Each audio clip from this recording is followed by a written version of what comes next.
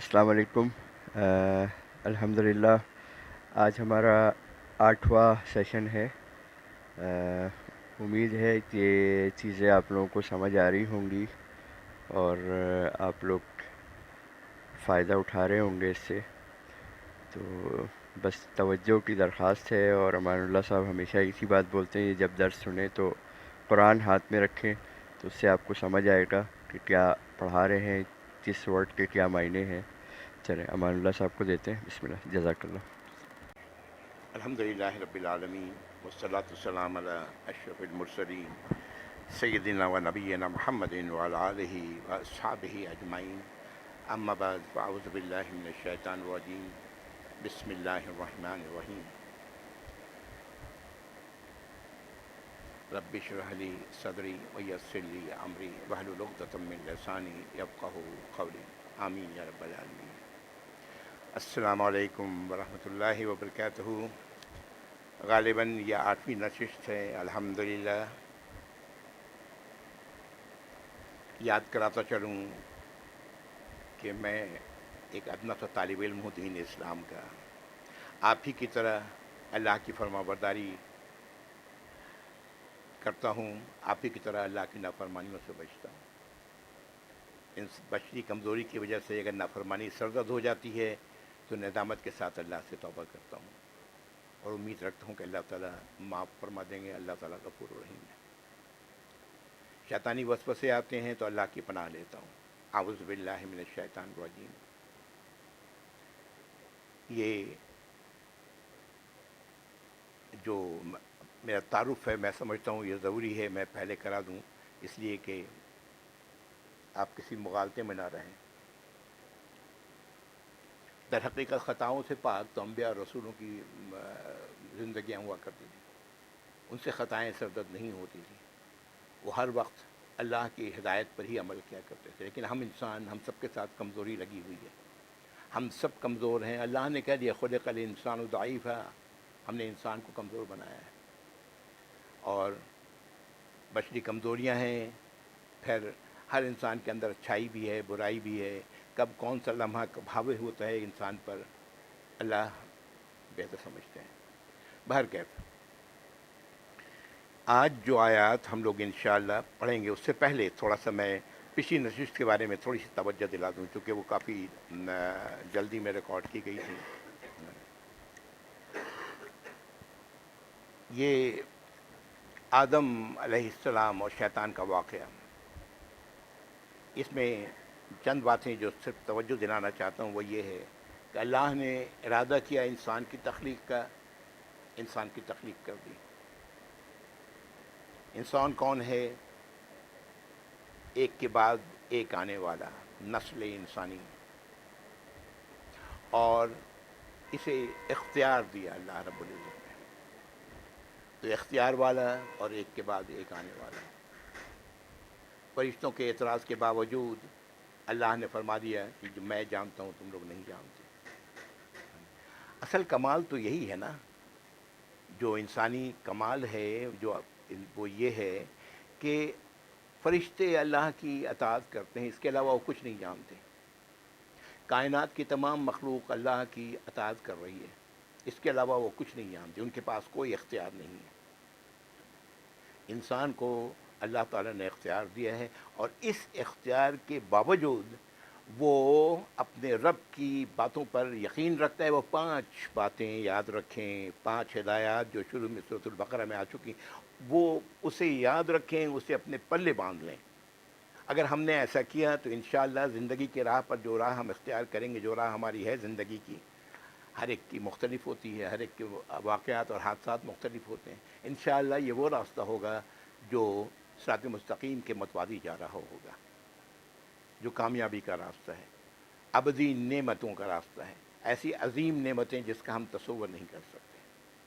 تو اگر انسان ایسا کرے گا تو ظاہر ہے وہ اس مقام پر پہنچے گا جو اللہ نے اس کے لیے وہ مقام رکھی، جس سے جنت کہا جاتا ہے۔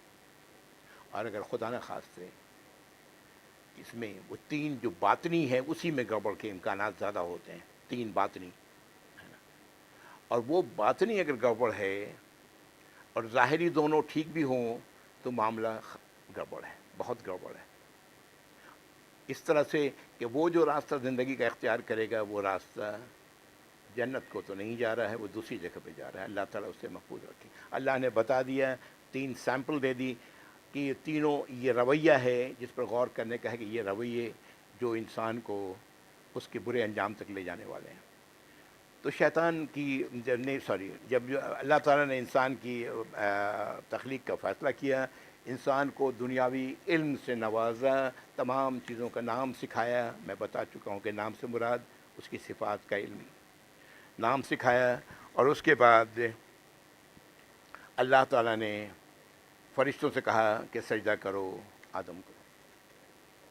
سب نے سجدہ کیا، ابلیس نام کی کوئی شخصیت تھی جس نے سجدہ نہیں کیا۔ اس سے یہ پتہ لگتا ہے کہ وہ بھی کوئی بااختیار مخلوق تھی، اس کو کہ وہ اپنا اختیار استعمال کر سکتا تھا اللہ کے کہے پر۔ اللہ نے اس غلطی کے نتیجے میں جو اس نے نافرمانی کی، اس کے نتیجے میں اللہ تعالیٰ اسے کیا کہہ رہے ہیں؟ کافر، کہ وہ کافروں میں سے تھا۔ کافر کا مطلب کیا ہے؟ انکار کرنے والوں میں سے تھا۔ کیا انکار کیا اس نے؟ اللہ کے ایک حکم کا انکار کیا، سجدہ نہیں کیا آدم کو۔ غور کریں یہ لفظ کافر، اور یہ ایک حکم کا بھی انکار کیا جائے تو اللہ کی نظر میں وہ کافر ہے۔ حکم کا لفظ تو میں نے غلط استعمال کیا پہلے۔ اللہ کی ایک بھی ہدایت کا اگر کوئی شخص انکار کرتا ہے تو وہ کیا ہو رہا ہے؟ کافروں میں سے۔ پھر اللہ تعالیٰ نے آدم علیہ السلام کو کسی ایسے مقام پہ رکھا، اور ساتھ ہی حوا علیہ السلام بھی، جسے اللہ نے جنت کہا ہے۔ جنت کے معنی لفظی معنی ہے باغ، باغیچہ، بہت ہی خوبصورت باغیچہ جس میں ہر طرف درخت لگے ہوئے ہیں، ہر طرح کے پھل پھول ہیں، اور فرمایا کہ جہاں سے چاہو کھاؤ پیو۔ لیکن کیا ہوا؟ ابلیس نے انہیں بہکا دیا۔ یہاں پر ابلیس کا لفظ نہیں آ رہا ہے، یہاں پر جو لفظ آ رہا ہے فَأَزَلَّهُمَ الشَّيْطَانُ۔ یہ شیطان کون ہے؟ ابلیس کی بات پہلے کی گئی، یہ کون ہے شیطان؟ یہ وضاحت قرآن میں آگے چل کے ہوتی ہے، یہ کون ہے شیطان؟ تو شیطان نے انہیں شیطان کا لفظ شیطانہ کے معنی ہوتا ہے کہ کسی ہدایت سے بہت دور نکل جانا، بہت دور چلے جانا۔ اب یہاں پر یہ لفظ آیا ہے کہ شیطان نے انہیں بہکا دیا، اور نتیجے میں انہوں نے کیا ہوا ہم جانتے ہیں کہ انہیں کہا گیا کہ زمین پہ اتر جاؤ، اور پھر وہ زمین پہ اتر گئے، اور اس کے بعد کہا گیا اللہ نے انہیں کچھ کلمات دیے جن سے انہوں نے توبہ کیا۔ یہ میں نے یہ بات بھی ذکر کیا، جب انسان کے اندر طلب ہوتی ہے تو اللہ تعالیٰ اسے راستہ دکھا دیتے ہیں، اور یہی وہ بات تھی کہ اندر طلب ہوئی آدم علیہ السلام اور حوا علیہ السلام کے اندر اپنی غلطی کے لیے معافی۔ جب یہ طلب ہوئی تو اللہ نے انہیں معافی کا راستہ بتا دیا، اور پھر کہا کہ اتر جاؤ یہاں سے، اب تمہارا ٹھکانہ ایک وقت تک کے لیے زمین پر ہے، جہاں تم ایک کے بعد آتے رہو گے، ایک کے بعد ایک آتے رہو گے، اور تمہاری یہ دشمنی قائم رہے گی۔ لفظ بھی بڑا واضح ہے، لفظ نہیں ہے بالکل۔ یہ نہیں کہا گیا کہ تمہاری شیطان سے دشمنی قائم رہے گی، بعض کے دشمن ہوں گے، اس لیے کہ انسانوں میں بھی شیطان ہونے تھے، تو انسان کا دشمن ہوگا، اور شیطان تو ہے ہی دشمن۔ یہ ابلیس کی ہی بات کی گئی، لیکن یہاں پر شیطانوں سے کہا گیا، اور پھر یہ بات بتا دی گئی کہ تمہارے پاس ہدایات آئیں گی، تمہاری نسلوں میں اللہ تعالیٰ ضرور ہدایات نازل فرمائیں گے، اس لیے کہ اس دشمنی کے نتیجے میں جو تمہاری ایک آپس کی ہوگی، تم بھٹکو گے، گمراہ ہوگے، تو ہدایات آئیں گی اور ضرور آئیں گی، اور جو ہدایات پر، اللہ کی ہدایت پر عمل کرے گا اس کے لیے نہ کوئی خوف ہوگا اور نہ کوئی غم، اور اس کا ٹھکانہ جنت ہوگا۔ اور جو لوگ اس ہدایت کو جھٹلائیں گے پھر وہی لفظ آ رہا جھٹلائیں گے، اس کا مطلب ہدایات کا علم ہونے کے بعد نہیں ماننے والے، ہے نا؟ کفرو و کذبو، انکار کیا اور جھٹلایا. جھٹلائے کون جھٹلاتا ہے؟ کسی بات کو جان لینے کے بعد، ہے نا؟ تو جھٹلایا ان کا ٹھکانہ آگ ہوگا جس میں وہ ہمیشہ رہیں گے. یہاں پر میں آپ کو صرف توجہ دلانا چاہتا ہوں اپنی ایک کتاب کی طرف. یہ کتاب آدم، انسان اور شیطان ہے. چھوٹی سی کتاب ہے. یہ 100-150 صفحات کی کتاب ہے، 150 صفحات کی. میری نظر سے جتنی بھی کتابیں گزری ہیں اس موضوع پر، ان سے یہ مختلف ہے. میں چاہوں گا اور اللہ سے دعا کروں گا کہ اللہ تعالیٰ سننے والوں کو اس بات کی توفیق عطا فرمائے کہ اس کتاب کو پڑھیں. یہ دوسری ایڈیشن میرے ہاتھ میں ہے، یہ ختم ہو چکی ہے. شاید کہیں ہو تو ہو، لیکن میری اطلاع کے مطابق 1 سال پہلے ختم ہو چکی ہے. تیسری ایڈیشن 1 ہفتے میں آنے والی ہے. اللہ کرے کہ آپ کو اس کتاب کے پڑھنے کا شوق ہو. اس میں یہ تمام جو آدم اور شیطان کے حوالے سے جتنی باتیں ہیں، یہ سب کے سب اس کے اندر کلام پاک میں جتنی باتیں آئی ہیں یہ ساری موجود ہیں، اور آپ اس کو پڑھنے میں یقیناً انجوائے بھی کریں گے. بہرحال یہ تو تھی پچھلی باتیں. اب آئیے آج کی طرف. آج جو آیات شروع ہو رہی ہیں آیت نمبر 40 سے. یہ 39 آیات سورۃ البقرہ کی، اگر یہ ایک ایمان والا جو اپنے آپ کو ایمان والا کہتا ہے، اگر وہ اسے سمجھ گیا دل کی گہرائی سے، انشاءاللہ وہ ہدایت پر ہوگا، انشاءاللہ جنت اس کا مقدر ہوگا. میں بڑے یقین کے ساتھ یہ بات کہہ رہا ہوں، اس لیے کہ قرآن اسی بنیاد کو لے کر کے آگے بات کرتا ہے. ایمان والوں سے اور دوسری ہدایات جو اللہ کی ملتی ہیں، سب اسی کے حوالے سے ہیں.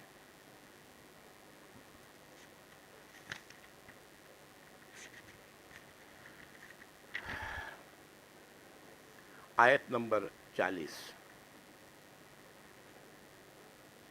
اس کے بارے میں آیت نمبر 40 سے ایک مستقل خطاب شروع ہو رہا ہے اللہ کا. اللہ کی ندا ہے، اللہ کی پکار ہے، یا بنی اسرائیل، اے بنی اسرائیل.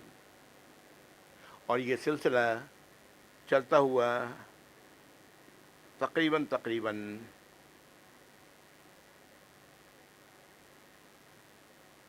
آیت 103 104 تک. ایک میں نے اپنے اس سے کہ میں نے علیحدہ کیا ہے جو گروپ بنایا ہے اپنی سمجھ کے مطابق، اس میں تقریباً 103 آیات تک یہ سلسلہ، 40 سے لے کے 103 آیات تک کا یہ سلسلہ چلے گا. اس کا تھوڑا سا پس منظر جان لینا ضروری ہے. وہ یہ ہے کہ بنی اسرائیل تھے کون، کس کو اللہ نے مخاطب کیا ہے. بنی اسرائیل کا مطلب اسرائیل کی اولاد. بنو یا بنی کا لفظ اسی معنی میں استعمال ہوتا ہے، اسرائیل کی اولاد. اسرائیل یعقوب علیہ السلام کا لقب تھا. یعقوب علیہ السلام نبی تھے.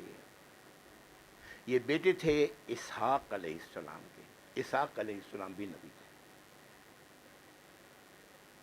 اور اسحاق علیہ السلام بیٹے تھے ابراہیم علیہ السلام. اس طرح یہ ابراہیم علیہ السلام کے پوتے ہوئے. یہ بنی اسرائیل میں ایک کے بعد ایک مستقل آتے رہے ہیں انبیاء اور رسول. کیوں ایسا ہوا ظاہر ہے. اس کا مطلب یہ ہے کہ گمراہی بہت تیزی سے ان کے اندر پھیلتی رہی، جس کے نتیجے میں اللہ تعالیٰ نے ہدایت کے لیے، ان کو ان کی رہنمائی کے لیے انبیاء اور رسولوں کو ایک کے بعد. اب یہاں خود ہی توجہ کریں کہ ابراہیم علیہ السلام کے بعد اسحاق علیہ السلام ان کے بیٹے نبی ہیں، یعقوب علیہ السلام ان کے بیٹے نبی ہیں. ابراہیم علیہ السلام کی 2 اولاد، ایک اسحاق علیہ السلام اور دوسرے اسماعیل علیہ السلام، جو مکے میں جا کے آباد کیا ابراہیم علیہ السلام نے اللہ کے حکم پر. جن کی نسل سے طویل عرصے کے بعد محمد صلی اللہ علیہ وسلم ہمارے نبی صلی اللہ علیہ وآلہ وسلم کا مابعوث ہوئے. لیکن اس میں یہ جو سلسلہ ہے بنی اسرائیل کا یہ چلتا رہا. اس وقت جب آپ صلی اللہ علیہ وسلم نے ہجرت کی مدینہ منورہ،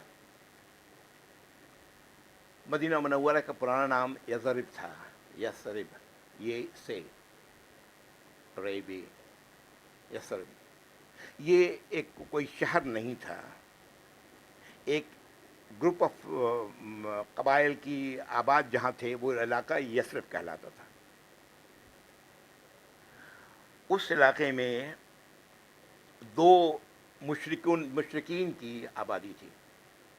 اوس اور خزرج، یہ دو قبیلے تھے مشرکوں کے. انہی قبیلوں میں کے لوگ جا کر کے آپ صلی اللہ علیہ وسلم پر ایمان لائے تھے مکے میں. اور وہاں 3 قبائل تھے جو یہودیوں کے تھے. یہ پھیلے ہوئے تھے. ایک تصور اس طرح شہر کی طرح نہ کریں. جیسے آج گاؤں میں ہوتا ہے، کسی گاؤں میں چلے جائیں آپ تو چھوٹے چھوٹے آبادیاں تھوڑا دور دور پر ملیں گی. اسی طرح یہ صورتحال تھی. 3 قبائل جو یہودیوں کے تھے، بنی اسرائیل کے تھے. ایک ان میں بنو قینقاع، یہ اس جگہ آباد تھے جہاں نبی کریم صلی اللہ علیہ وسلم نے مدینہ منورہ کی بنیاد رکھی.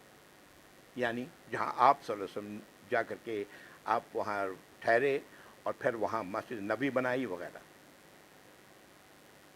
یہ بالکل اس آبادی میں تھے. دوسرے 2 قبائل بنو نذیر اور بنو قریظہ، یہ دونوں فاصلے پر تھے. بنو قریظہ یہ ساؤتھ کی طرف تھا آباد تھے. اسی طرح بنو یہ 5 سالوں کے اندر 5ویں ہجری میں تک یہ تمام قبائل وہاں سے نکل گئے. ان میں سے کوئی بھی نہیں رہا. کیوں؟ اس لیے کہ مدینہ آنے کے بعد جو آپ صلی اللہ علیہ وسلم نے جو معاہدہ کیا تھا، جو میثاق مدینہ کے نام سے معروف ہے، ان لوگوں نے اس معاہدے پر سائن کیا تھا. اور اس کے بعد الگ الگ وقتوں میں اس کے خلاف عمل کیا اور پھر نتیجے میں یہ نکالے گئے. بنو قریظہ اپنے انجام کو پہنچے. آخری قبیلہ وہاں سے جو نکلنے والا تھا وہ بنو قریظہ تھا. نکلنے والے کا لفظ تھوڑا سا صحیح نہیں ہے، اپنے انجام کو پہنچا یہ لفظ کہنا درست ہے. اور سب سے پہلے بنو قینقاع نکلے جو مدینہ کے وسط میں تھے. اس کے بعد بنو نذیر اور پھر آخر میں یہ بنو قریظہ کا معاملہ ہوا. تو یہ ہے پس منظر.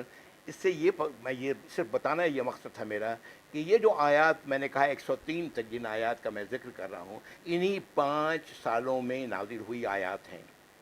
قرآنی آیات الگ الگ موقعوں پر الگ الگ حالات میں نازل ہوتی رہی ہیں، اور اللہ کے حکم کے مطابق ان کو قرآن میں الگ الگ مقامات پر جگہ دیا گیا ہے.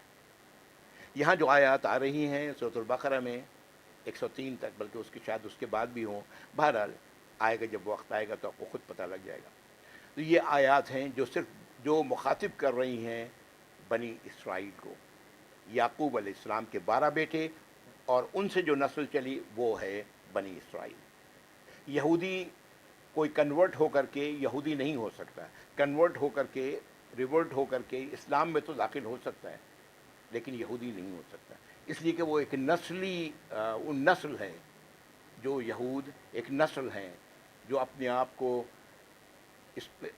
یعقوب علیہ السلام کی نسل، ان کے 12 بیٹوں سے، انہی کی نسل. یعقوب علیہ السلام کے ایک بیٹے یوسف علیہ السلام تھے، وہ بھی نبی تھے. بہرحال تو یہ پس منظر ہے ان آیات کا. اور آتے ہیں ان آیات کی طرف. وقت تھوڑا میں نے زیادہ لے لیا، لیکن یہ بتانا بڑا اہم تھا کہ یہ بات ان آیات میں آپ دیکھیں گے کہ جگہ بجگہ ایمان والوں کے لیے بھی ہدایات ہیں، کہیں ڈائریکٹلی کہیں انڈائریکٹلی. یہ واقعات یہ آیات اللہ رب العزت نے قرآن میں اسی لیے رکھی ہے، اور قرآن کو نو انسانی کے لیے ہدایت کی کتاب کہی ہے. اور یہ بھی کہہ دیا کہ ہدایت اس سے انہی کو ملے گی جو شروع میں ہی کہ جو اللہ کے عذاب سے اپنے آپ کو بچانا چاہیں گے، اللہ کی ناراضگی سے، اللہ کے غضب سے اپنے آپ کو بچائیں گے. تو ان کے لیے ہدایات ان میں ہیں. میں جگہ جگہ پر پوائنٹ آؤٹ کرتا جاؤں گا انشاءاللہ، تاکہ توجہ اس طرف خاص طور سے مبذول ہو جائے ہم سننے والوں کی. قرآن آپ کے ہاتھ میں ہے الحمدللہ. اعوذ باللہ من الشیطان الرجیم. یا بنی اسرائیل اذکروا نعمتی التی انعمت علیکم واوفوا بعہدی اوفی بعہدکم وایای فارہبون. آیت نمبر 40 ہے. اے اسرائیل کے بیٹو، یاد کرو میری نعمت کو جو ہم نے تم پر کی، تم لوگوں پر کی. اپنے عہد کو پورا کرو تو تم سے کیے گئے عہد کو بھی پورا کیا جائے گا. اور اللہ تعالیٰ فرما رہے ہیں مجھ سے ہی ڈرو. ظاہر ہے کائنات کے بادشاہ ہیں اللہ، ہے نا. مجھ سے ہی ڈرو، کسی اور سے ڈرنے کی ضرورت نہیں. یہاں پر جو بات نعمت کی بات آئی، میری اپنی سوچ کے مطابق یہ قرآن میں جہاں جہاں بھی لفظ نعمت آتا ہے، ہم سب دنیاوی جو بھی رزق ہے اس کو بھی نعمت کہتے ہیں. یقیناً یہ نعمت ہے، اس میں کیا شبہ ہے. لیکن بیشتر مقامات پر اللہ تعالیٰ نے اس نعمت سے مراد ان ہدایات کو لیا ہے جو انسان کو ابدی نعمت کی جگہ پر پہنچائے گا، یعنی جنت کی طرف. ان لوگوں کے پاس کتاب موجود تھی، یہ توریت کے حامل تھے یہ لوگ. اسی لیے یہ لوگ اپنے آپ کو اہل کتاب کہتے تھے اور باقیوں کو یعنی مشرکین کو یہ امی کہتے تھے. امی کے معنی ہوتا ہے جاہل، اس لیے کہ ان کے پاس کتاب نہیں تھی، یہ امی کہتے تھے. نبی کریم صلی اللہ علیہ وسلم کو بھی امی کہا گیا ہے، قرآن نے کہا ہے. تو اس لیے کہ آپ لکھنا پڑھنا نہیں جانتے تھے، آپ نے الف بے تے سے یہ سب کچھ نہیں پڑھا تھا. بہرحال تو اللہ تعالیٰ کہہ رہے ہیں کہ تم اپنے عہد کو پورا کرو. کون سا عہد ہے؟ کس کی بات کی جا رہی ہے؟ یہ وہی ہے جو 5 ہدایات آ چکی پہلے.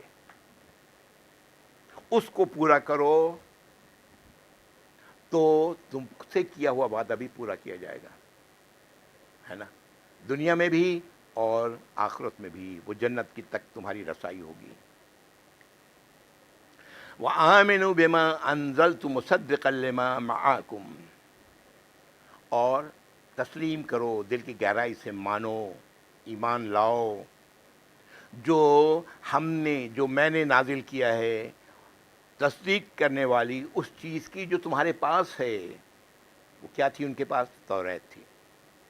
اشارہ اللہ تعالیٰ کس کی طرف کر رہے ہیں؟ قرآن کی طرف. اس پر ایمان لاؤ. وَلَا تَكُونُوا أَوَّلَ كَافِرٍ بِهِ. اور تم سب سے پہلے اس کا انکار کرنے والے مت بنو، اس لیے کہ تمہارے پاس ثبوت موجود ہے. جو بات کہی جا رہی ہے اس کا ثبوت تمہارے پاس توریت کی شکل میں موجود ہے. تو سب سے پہلے اس کا انکار کرنے والے تم مت بنو. وَلَا تَشْتَرُوا بِآيَاتِي ثَمَنًا قَلِيلًا. اور میری آیات کو خطیر تھوڑے سے رقم کے عوض مت بیچو. اشارہ دنیا کا فائدہ ہے. دنیا کا کوئی بھی فائدہ تھوڑا ہی ہے، اصل فائدہ تو آخرت کا فائدہ ہے. تو قرآن میں بار بار دنیاوی فائدے کے لیے یہ ایسے ہی لفظ آتا ہے، ثمنً قلیلا، بہت ہلکی، بہت تھوڑی قیمت. مت بیچو، دنیا کے فائدے کے لیے میری آیات کو مت بیچو. وَإِيَّايَ فَاتَّقُونِ. اور میری سزا سے، میری غضب سے بچو. میری ہی غضب سے بچو، میری ہی سزا سے بچو.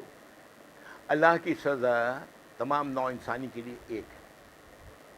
اللہ کا قانون ایک ہے. اللہ کا قانون فرد کے لیے نہیں بدلتا. ہم سب ایک ہی خاندان کے فرد ہیں، کیسے بدل سکتا ہے؟ تو کہا جا رہا ہے فَإِيَّايَ فَاتَّقُونِ. پھر وہی لفظ تقویٰ آ رہا ہے جو پہلے شروع میں آ چکا، جو ہدایت ہے ان لوگوں کے لیے جو اللہ کی ناراضی سے، اللہ کی سزا سے اپنے آپ کو بچانے والے ہیں. تو میری ہی سزا سے، میری ہی ناراضگی سے اپنے آپ کو بچاؤ. یہ آیت نمبر 41 تھی. یہاں پر جو بات ایک ایمان والے کو ملتی ہے وہ یہ ہے کہ اللہ کہ کا جو وعدہ ہے وہ وعدہ اسے ہی کامیابی کا وعدہ جو اللہ نے کیا ہے شروع میں، اولئک هم المفلحون، تبھی ہوگا جب تم اپنے وعدے پر پورا اترو گے. تم نے جو قبول کیا ہے یہ 5 ہدایات، تم اس پر پورے اترو گے تو تمہیں فلاح ملے گا، کامیاب ہوگے. اگر تم ہی خود پورے نہیں ہوگے تو پھر کامیابی کا تصور تم کہاں لے کے بیٹھے ہوئے ہو. اللہ کا قانون اٹل ہے. اور پھر کہا جا رہا ہے کہ سب سے پہلے تم ہی انکار مت کرو. آج ہم مسلمانوں میں بہت سارے لوگ ہیں جو قرآنی آیات کا انکار کرتے ہیں. اللہ تعالیٰ ان سب کو ہدایت دے. بھائی تم کس طرح انکار کر رہے ہو جبکہ تم اس پر ایمان لانے کی بات کرتے ہو. دیکھتے ہیں آج کل ٹی وی شو وغیرہ میں دیکھیں بہت ساری اس طرح کی چیزیں ملتی ہیں. مزید آگے وَلَا تَلْبِسُوا الْحَقَّ بِالْبَاطِلِ، اور سچائی کو باطل کا جامہ مت پہناؤ. ان پر باطل کا، حق اور باطل ایک دوسرے کی ضد ہے. سچائی اور گمراہی یہ سمجھ لیں، یا سچ اور جھوٹ یوں سمجھ لیں کہ سچائی پر جھوٹ کا لبادہ مت اڑاؤ. وَتَكْتُمُوا الْحَقَّ وَأَنْتُمْ تَعْلَمُونَ، اور تم حق کو چھپا رہے ہوتے ہو جان بوجھ کر. آ رہی بات سمجھ میں؟ یہاں پر ہمیں جو رہنمائی مل رہی ہے کہ جو سچائی اللہ کی نازل کردہ تمام باتیں قرآن کی سچائی ہیں. اگر کوئی شخص قرآن کی کسی بات کو چھپا رہا ہے تو وہ در حقیقت کیا کر رہا ہے؟ جانتے بوجھتے اللہ کی حق کو، سچائی کو چھپا رہا ہے. وَأَقِیمُوا الصَّلَاةَ وَآتُوا الزَّکَاةَ وَارْکَعُوا مَعَ الرَّاکِعِینَ، اور نماز قائم کرو، نماز قائم کرو. کہاں ہے تھا وہ 5 ہدایات میں یاد کریں. نماز قائم کرو. وَآتَوُا الزَّکَاةَ، اور زکوٰۃ دو. کیا تھا وہاں پر؟ جو اللہ نے رزق دیا ہے اس میں سے خرچ کرو. زکوٰۃ کا لفظ آتا ہے کسی چیز کو اس کی گندگی سے پاک کرنے کے معنی میں. زکوٰۃ کا حکم مدینہ منورہ میں دوسرے سال نازل ہوا، ہجرت کے دوسرے سال. زکوٰۃ جو فرض ہے، اس سے پہلے زکوٰۃ کا لفظ قرآن میں مدنی صورتوں میں آتا ہے نا، لیکن یہ اللہ کے لیے مال کا دینے کے معنی میں ہے. لیکن زکوٰۃ کا نصاب اور دوسری ایسی چیزیں یہ سن 2 ہجری میں مدینہ منورہ میں اس کا پورا قانون اللہ نے نازل فرمایا. یہ فرض، اس کے علاوہ جو دے رہے ہو وہ تمام نوافل ہیں. اللہ کے حکم پر دے رہے ہو، اس کا اجر و ثواب بھی بہت زیادہ ہے. کہ زکوٰۃ دو. وَارْکَعُوا مَعَ الرَّاکِعِینَ، اور جھک جاؤ. رکوع کے معنی ہوتا ہے جھکنا. جھک جاؤ جھکنے والوں کے ساتھ. کیا مطلب؟ جو لوگ ان 5 آیات پر، ان 5 ہدایات پر جنہوں نے اپنی گردن جھکا دی ہے، جھک گئے ہیں. جھکنے کا مطلب قبول کرنا، قبول کر لیا ہے، ان کے ساتھ تم بھی قبول کرو. وَارْکَعُوا مَعَ الرَّاکِعِینَ. یہ ساری آیات بنی اسرائیل کو مخاطب ہیں، لیکن پورا پس منظر میں نے آپ کو بتا دیا کہ یہ اور الگ الگ موقعوں پر یقیناً نازل ہوئی ہے، اور یہ 5 سال کے درمیان نازل ہوئی ہیں، اس لیے کہ اس کے بعد یہود کا وجود مدینہ منورہ سے ختم ہو چکا تھا. اگلی آیت، اَتَأْمُرُونَ النَّاسَ بِالْبِرِّ وَتَنْسَوْنَ أَنفُسَکُم، کیا تم لوگوں کو تو نیکی کی حکم دیتے ہو اور اپنے آپ کو بھول جاتے ہو. وَأَنْتُمْ تَتْلُونَ الْکِتَابَ، اور تم کتاب کی تلاوت کرتے ہو. وہی لفظ تلاوت آ گئی، یعنی تم کتاب کو پڑھتے ہو اور اس کے کہے پر عمل کرنے والے لوگ ہو، اس کے پیچھے پیچھے چلنے والے لوگ ہو. افلا تعقلون، کیا تم عقل نہیں رکھتے؟ دیکھیں قرآن کس طرح عقل کو مخاطب کرتا ہے. کیا بات کہی گئی یہاں پر؟ دوسروں کو تو آپ نیکی کا حکم دے رہے ہیں، بھائی نماز کیوں نہیں پڑھتے؟ نماز پڑھو. ہاں، اور خود اپنے آپ نماز نہیں پڑھتے ہو، اپنے آپ کو تم نے بھلایا ہوا ہے. ایک میں نے نماز کی مثال دی. دنیاوی زندگی میں، آج کی زندگی میں بہت سارے ایسے مواقع آتے ہیں جو آپ کو مشورہ دینے والے مشورہ دے رہے ہوتے ہیں عین دین کے مطابق، اور خود اس مشورے پہ عمل نہیں کرتے. سگریٹ پیتے ہیں، دوسروں کو کہتے ہیں سگریٹ مت پیو، خود اس پر عمل کر رہے ہیں، کیوں نہ پیو، آپ تو پی رہے ہو بھائی۔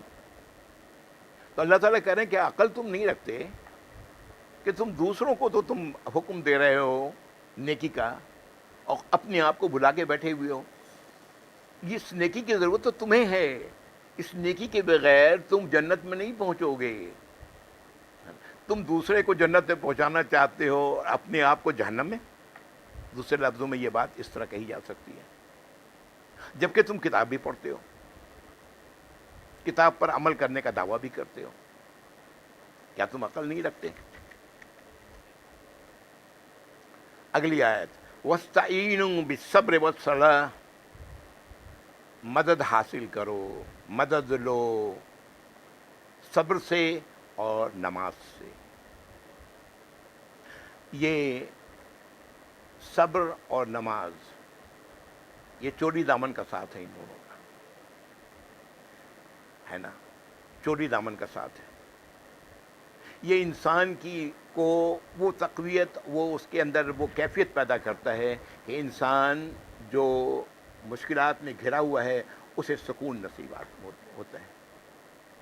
اللہ تعالیٰ کہہ رہے ہیں بنی اسرائیل کو، خیال رہے، وَاسْتَعِینُوا وہ انداز وہی ہے، خطاب کا انداز وہی ہے، اور یہ ساری آیات جیسے میں نے پہلے کہا کہ ضروری نہیں ہے کہ ایک ہی وقت میں نازل ہوئی ہو، لیکن یہاں تسلسل جاری ہے سورۃ البقرہ کے اندر۔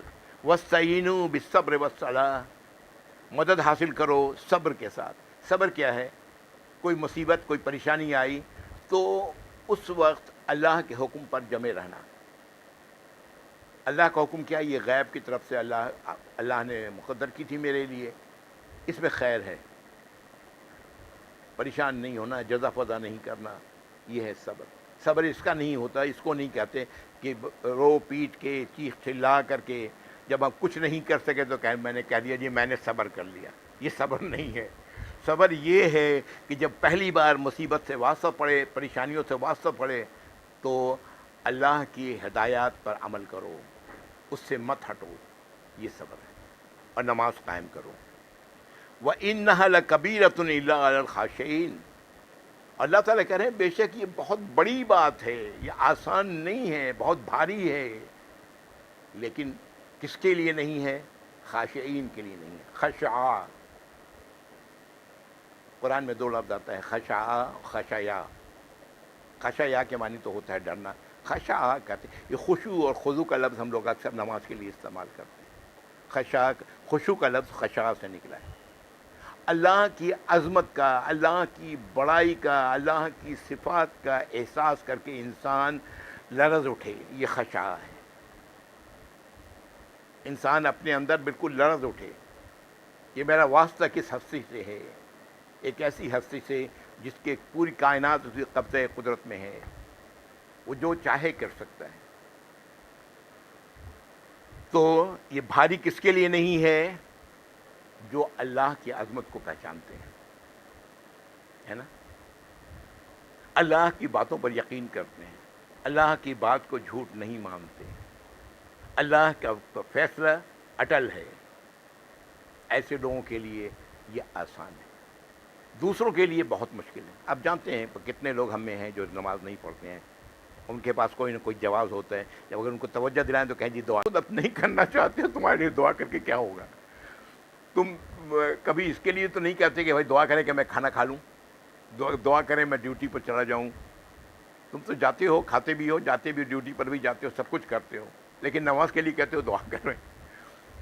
عجیب کیفیت ہے، عجیب سوچ ہے نا۔ یہ کون لوگ ہیں؟ آگے وضاحت ہو رہی ہے، الذین یظنون انہم ملاقو ربہم، یہ وہ لوگ ہیں جنہیں یقین ہے کہ وہ اپنے رب سے ملاقات کریں گے، یقین رکھتے ہیں اپنے اندر۔ لفظ ظن کے معنی گمان بھی ہوتا ہے، یقین جس میں ہو بھی سکتا نہیں بھی ہو سکتا، لیکن جب ظن کا لفظ اس کے آگے ان یا انا آئے، اس کے معنی ہے یقین۔ یہاں پر آ رہا ہے الذین یظنون انہم ملاقو ربہم، جنہیں یقین ہے اس بات کا کہ وہ اپنے رب سے ملاقات کریں گے۔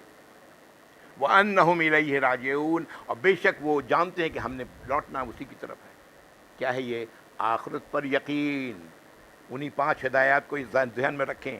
آخرت پر یقین۔ وہی لوگ ہیں جو اللہ کی عظمت کو پہچانیں گے، وہی لوگ ہیں جن کے لیے نماز اور صبر کرنا آسان ہوگا، دوسروں کے لیے نہیں۔ میں توجہ دلاتا جا رہا ہوں جگہ جگہ پر، نوٹ کیجیے گا ان باتوں کو۔ پھر آ رہا ہے دوبارہ، پھر یا بنی اسرائیل، اے اسرائیل کے بیٹو، اے اسرائیل کی نسل، اذکروا نعمتی التی انعمت علیکم، یاد کرو اس نعمت کو جو ہم نے تم پر کی۔ یہ نعمت کیا تھی؟ وہ تورات، جو اس راستے کی طرف رہنمائی کرنے والی تھی جو جنت کی طرف جانے والا ہے۔ یاد کرو اس نعمت کو۔ وَأَنِّي فَضَّلْتُكُمْ عَلَى الْعَالَمِينَ، اور ہم نے اس چیز کے لیے، اس نعمت کے لیے تمہیں تمام لوگوں پر فضیلت دی۔ توریت ہم نے تم پر نازل کی، توریت بنی اسرائیل پر نازل ہوئی ہے۔ موسیٰ علیہ السلام لے کے آئے تھے توریت، موسیٰ علیہ السلام اسی بنی اسرائیل کے نسل سے تھے۔ تو یاد کرو اس نعمت کو۔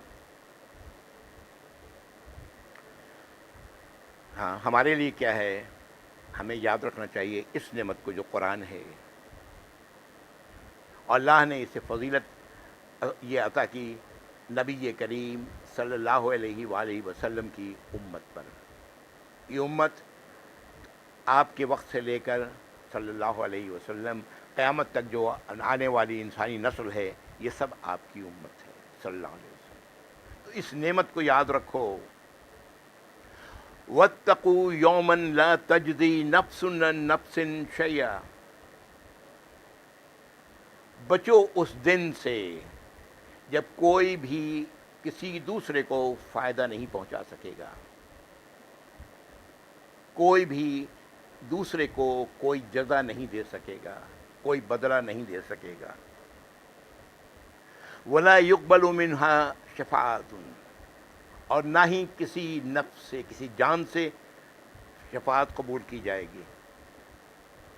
ہاں، شفاعت تو ہوگی اس دن، لیکن جنہوں کا، وہ لوگ، ان کی شفاعت ہوگی جو ان 5 باتوں پر، 5 ہدایات پر عمل کرنے والے ہیں۔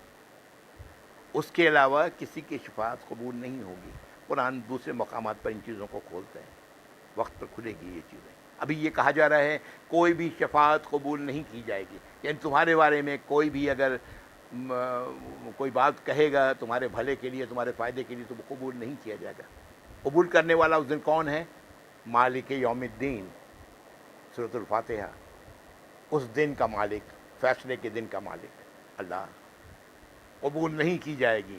وَلَا يُؤْخَذُ مِنْهَا عَدْلٌ، اور تم سے اس کے بدلے میں کوئی چیز نہیں لی جائے گی، ہے نا، کہ تم نے اس کے بدلے میں کچھ دیا ہوا ہوگا۔ مثال کے طور پر یہ ذکر میں کر چکا ہوں کہ یہ 5 چیزیں اگر، 5 رہنمائی اگر کسی کے پاس نہیں ہے اور وہ اس کے بعد کچھ دے کے یہ سمجھتا ہے کہ یہ چیز آخرت میں اسے فائدہ پہنچائے گی، تو ہرگز نہیں پہنچائے گی۔ اس لیے کہ اس دن تو کسی کے پاس کچھ ہوگا ہی نہیں دینے کے لیے۔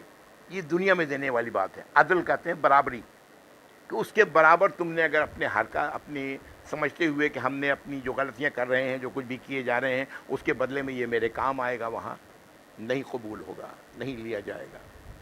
وَلَا هُمْ يُنصَرُونَ، اور نہ ان کی کوئی مدد کی جائے گی۔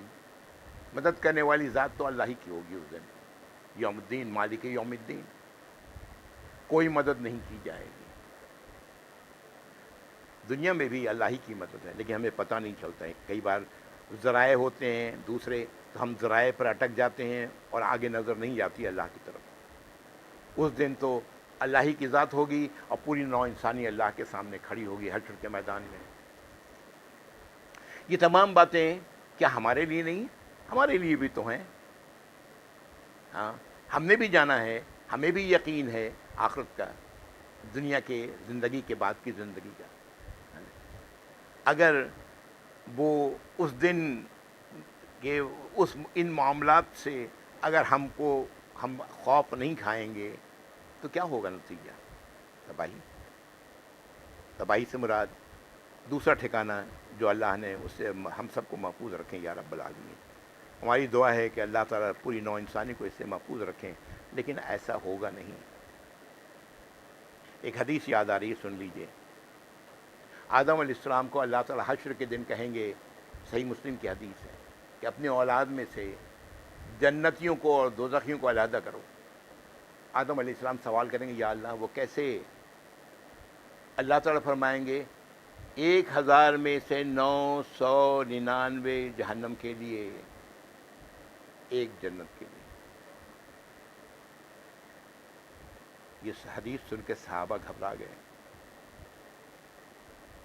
یا رسول اللہ ہمارا کیا ہوگا صلی اللہ علیہ وسلم؟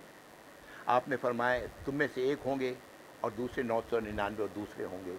آپ نے یاجوج ماجوج کا نام لیا، ہاں، جس سے مراد وہی لوگ ہیں جو ان ہدایات پر عمل کرنے والے نہیں ہیں، ان ہدایات کو قبول کرنے والے نہیں ہیں، وغیرہ وغیرہ وغیرہ. بہرحال اللہ تعالی ہم سب کو اس ایک میں سے بنائے. وَإِذْ وَعَدْنَا مُوسَىٰ 40 لَيْلَةً، اور یاد کرو جب ہم نے وعدہ کیا موسیٰ علیہ السلام سے 40 راتوں کا.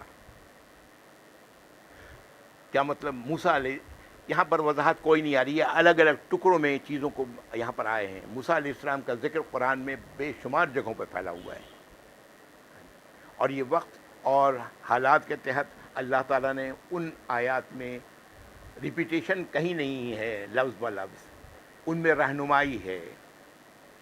یہاں پر کہا جا رہا ہے کہ اللہ تعالیٰ نے 40 راتوں کا وعدہ لیا موسیٰ علیہ السلام سے. ثم اتخذتم العجل من بعدہ، تم نے کیا کیا؟ تم نے ایک بچھڑے کو اپنا معبود بنا لیا، اپنا الہ بنا لیا. ان کے بعد وہ 40 دن کے لیے ادھر گئے اور ادھر تم نے ایک بچھڑے کو اپنا الہ بنا لیا، معبود بنا لیا. اس کی تم پرستش کرنے لگے، اس سے تم امید لگا کے بیٹھ گئے، اس پر توکل کرنے لگے. الہ کے معنی یہی ہوتا ہے. اس سے ڈرنے لگے، اس کی رضا کے طالب بن گئے.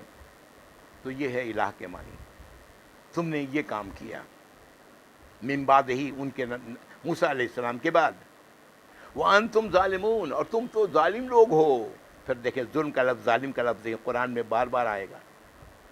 تم تو ظلم کرنے والے لوگ ہو. تم اپنے آپ کو صحیح جگہ سے بے جگہ لے جانا چاہتے ہو. صحیح جگہ جنت ہے. ظلم کے معنی کیا ہے؟ کسی چیز کو صحیح جگہ کے بجائے اس کی صحیح جگہ سے اٹھا کے دوسری جگہ رکھ دینا. ظلم کے معنی تم اپنے جسموں پر ظلم کرنے والے ہو. آگ میں جسم پر جانے والا ہے، آگ میں جانے والا اللہ تعالیٰ محفوظ رکھے جہنم میں. وہ کہاں ظلم کس پر ہوگا؟ اس کے اپنے جسم پر ہی تو ہوگا. وَأَنْتُمْ ظَالِمُونَ ثُمَّ عَفَوْنَا عَنْكُمْ مِنْ بَعْدِ ذَلِكَ، اس کے بعد ہم نے تمہیں درگزر کیا. ہاں، یعنی بھلا دیا تمہاری اس حرکت کو. اس کے بعد لعلکم تشکرون، کہ شاید تم شکر کرو. شکر کیا ہے؟ اللہ کی اطاعت کا نام شکر ہے، اللہ کی فرما برداری کا نام شکر ہے، اللہ کی نافرمانیوں سے بچنے کا نام شکر ہے.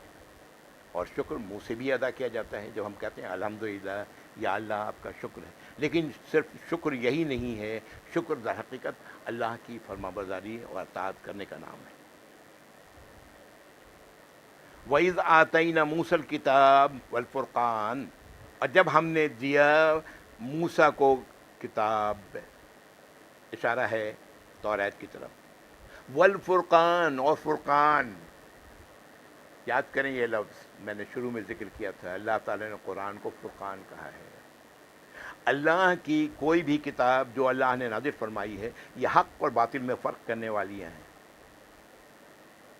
آج دوسری کتابیں آج اپنی صحیح شکل میں نہیں رہ گئی ہیں، بلکہ نبی کریم صلی اللہ علیہ وسلم کے زمانے میں بھی صحیح شکل میں نہیں رہی تھیں. آئے گی آیات، آپ کو خود اندازہ ہو جائے گا. ان کے جو علماء تھے اس میں تبدیلیاں کرتے تھے. والفرقان لعلکم تہتدون، کہ تم ہدایت پاؤ. اللہ نے درگزر فرمایا تمہاری اس اتنی بڑی حرکت سے کہ تم نے اپنا الہ ایک بچھڑے کو بنا لیا. اللہ نے درگزر کیا اور یہ اللہ کو توقع تھی کہ تم شکر گزار بنو گے، اللہ کے اطاعت گزار بن جاؤ گے. پھر اللہ تعالیٰ نے موسیٰ علیہ السلام کو کتاب دی اور فرقان دیا. اسی کتاب کا دوسرا نام ہے فرق کرنے والی، تاکہ تم ہدایت پاؤ.